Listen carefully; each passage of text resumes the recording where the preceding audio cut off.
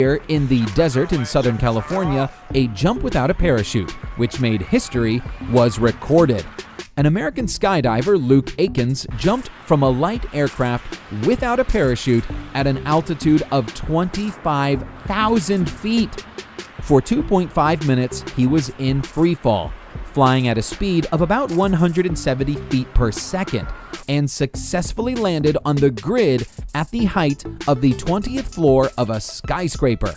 The Guild of Actors demanded that Akins put on a parachute, but he refused because this would dramatically increase his weight. To demonstrate this jump, 3 more skydivers jumped along with Luke.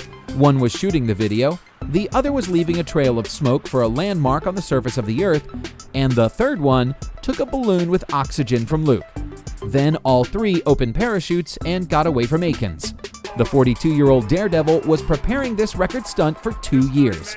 His whole family was watching his landing, except his mother, who was too nervous to do that. And now let's talk about the exact opposite record. Reaching the depth of the ocean, the deepest scuba dive was carried out in 2014 by 41-year-old athlete Ahmad Gaber. The diving instructor from Egypt reached the depth of 1,090 feet in the Red Sea and set a record that hasn't been beaten yet. It took the athlete 4 years to attain.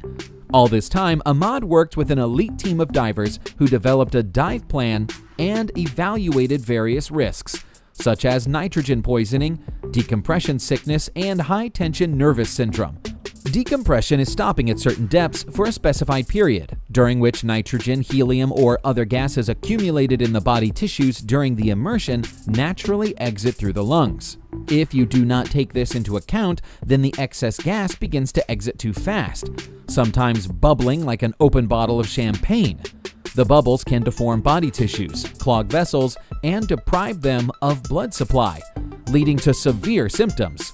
It took Ahmad only 12 minutes to dive in the required depth, whereas the rise to the surface took 14 hours due to the danger of decompression. In total, the Egyptian needed 9 cylinders, most of which were filled with a mixture of oxygen, nitrogen, and helium. His support team also used 92 such cylinders.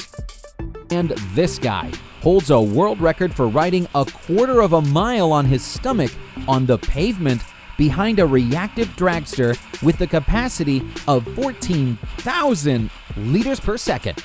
The only person who dared to do this was the American Reno Jayton.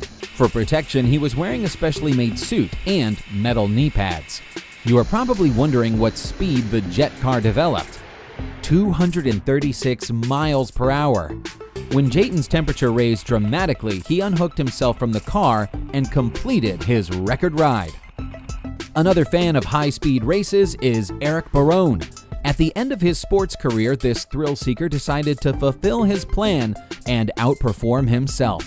He set a new world record by riding a bicycle down from a snowy slope at a crazy speed of 141 miles per hour. 2 years earlier, Barron managed to do the same with a record of 139 miles per hour. To perform his crazy tricks, this fan of extreme sports uses only a special bicycle and a unique protective ammunition. Without such measures, this hobby would become too dangerous. By the way, the speed of 137 miles per hour is enough for a passenger aircraft to take off. Austrian stuntman Josef Tödling decided to perform an equally crazy trick. He set himself on fire several times in a row with the goal of breaking 3 Guinness records at once. As a result, he set a record for the longest distance overcome by a burning man tied to a horse, which was 1,645 feet at a speed of 21 miles per hour.